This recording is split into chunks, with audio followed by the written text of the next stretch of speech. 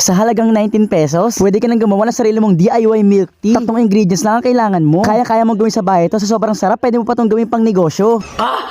Sarap!